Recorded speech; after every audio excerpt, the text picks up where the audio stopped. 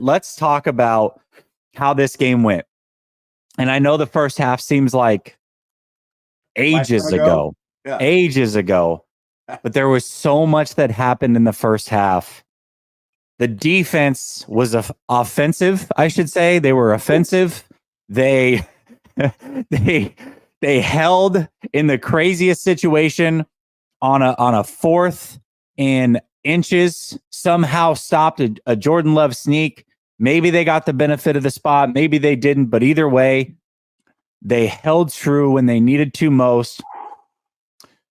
The 49ers couldn't get a run game going for big chunks of that first half. You have Deebo Samuel go down with an injury.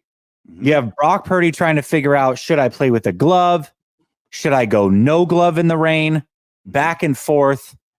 And then you cap it off with a Moody miss in a first half dominated, absolutely dominated, I believe, by the Green Bay Packers, for the 49ers to come out of that with a lead was a small miracle in itself. What are your thoughts on the first half? So what the Green Bay Packers have actually been doing all year is they are one of the leading teams in the NFL they have their yards per play are actually not very good, but they have these long methodical drives.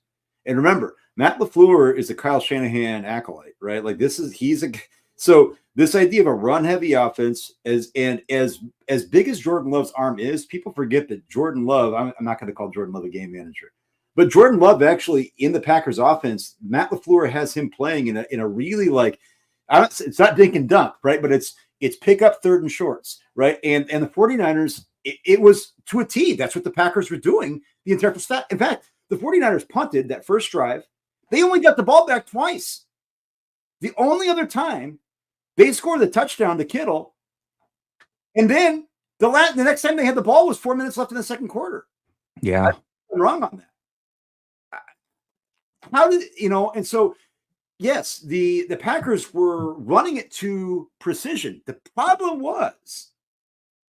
is that, and I've said this, we say this all the time, Jesse, field goals in the red zone lose games.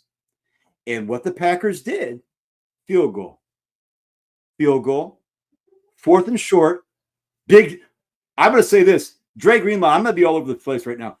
Dre Greenlaw, I'll get to that later. So let's talk the first step. But Dre Greenlaw makes the fourth down stop. Dre Greenlaw makes the first interception. Dre Greenlaw makes a diving interception in the rain. Okay. So we'll talk about that later. But this first half, the Packers actually were doing their offense. It's what they do all year. And the 49ers did the bend, not break, but they couldn't get a stop. They never made them punt the ball. And it was just devastating to them. Pass interference, you name it. And then they couldn't stop the run, missed tackles. It was kudos to stopping them and not giving up the touchdowns. But because of all that, your defense is getting tired and you have less time for this offense to actually work. And they weren't working well either. So to be at the half, I can't even remember what was the score at the half now. I'm like losing 7-6, wasn't it? Yeah. 7-6. That's right, because it's 4 minutes. We go, and I don't know if you're ready to talk about that drive, but yeah, let's talk about that before you get into it, because that Kyle Shanahan had some decisions in this game that really, really could have been the difference, and I'm glad they won and they were able to overcome it. But there was some questionable decisions. But I got to get to this comment. Curse Black says that was edge of your seat football. We'll sell you the whole thing, but you'll only need the edge. Sunday. All right. Listen, I had to do that. Woo. All right. Final drive. Walk me through what the hell is going on there. Final drive of the first half. I think I'm going to be honest. You know me. I'm a Kyle stan, and Kyle has trust issues, and Brock was not showing before that drive that he could be trusted in the rain. He was not. He was missing. And even the touchdown to Kittle, people don't want to talk about it. That was late. It was almost underthrown, right? He could have led him. I mean, I know people can say, oh, that's nitpicking. No, it's not. It's a game of inches. Like we said, every inch matters, right? and this, yes, it does. Oh, boy, it does. And so like this idea, like Brock was not. So at that end, you had 4 minutes to go. You have 3 timeouts. And in fact, they got to the 2-minute warning, and I think it was still second down, and they had 3 timeouts. Okay. Second and 8 or something like that. And I'm thinking, okay, smart to get it down to the 2-minute warning. But then they convert the first down, and you roll it all the way down to 32 seconds and then call a timeout.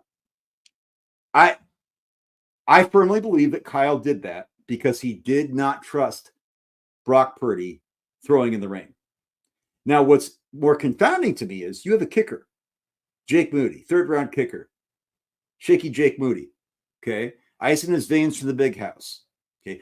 We were told he kicks in all these conditions. And you're putting more faith in Jake Moody hitting basically a 50-yard field goal, hoping you get there. I don't know. I don't think that's the way you play football. I think they're worried about the Packers getting it back. I'm thinking it's raining, guys. If they get it back, you could punt. I mean, there are so many different things that you could have done in that situation that would have put them with a shorter field goal, B, a chance to maybe get in the end zone. And the fact that Kyle went out of that drive with 0, goes into the half 7-6, laps him, gets the ball back, and goes 3-8 on the next drive. I mean, the worst case scenario. The worst. And at that point, I think all 49ers fans were thinking, even with this 7-6 lead, yeah, this doesn't look good. Yeah. So again, when I get on these post-game shows, I try my best to give you my thoughts in the moment.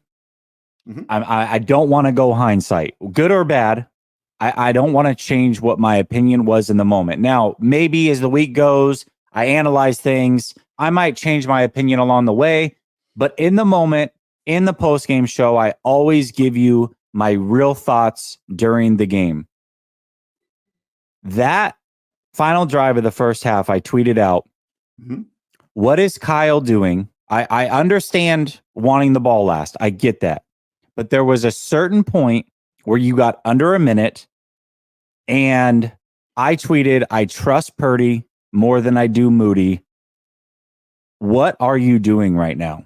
Because the way I saw it was, if you get a touchdown there, you're up 8 at half, and you get the ball to start the second half. Instead, and even if the 49ers don't score there and Green Bay gets the ball, you have to trust your defense with like 30-something seconds left to get a stop. You just have to. So at some point, let Purdy do his thing. Now, I know that when it was raining, he was iffy. But man, you got to let him work through that a little bit. And I trusted Purdy more in that situation. I understand that the kick was blocked ultimately, but it was a low kick too. I mean, Moody, you could tell, was just, he wasn't even warming up at times when there wasn't, like there was like 14 seconds left to show him on the sideline. He just looks like a nervous wreck. He's not warming up. It's like, man, what? I wasn't confident he was going to make that kick. And then, of course, it gets blocked. Sure, it's a good play, but it was also a low kick. I didn't like the decision-making by Kyle to end the first half there. Put it in Purdy's hands, allow him to make some plays, try to get a touchdown, and put that game away to start the second half. That was my thought in the moment. Obviously, it worked out that seems right, but that's what I was thinking in the moment.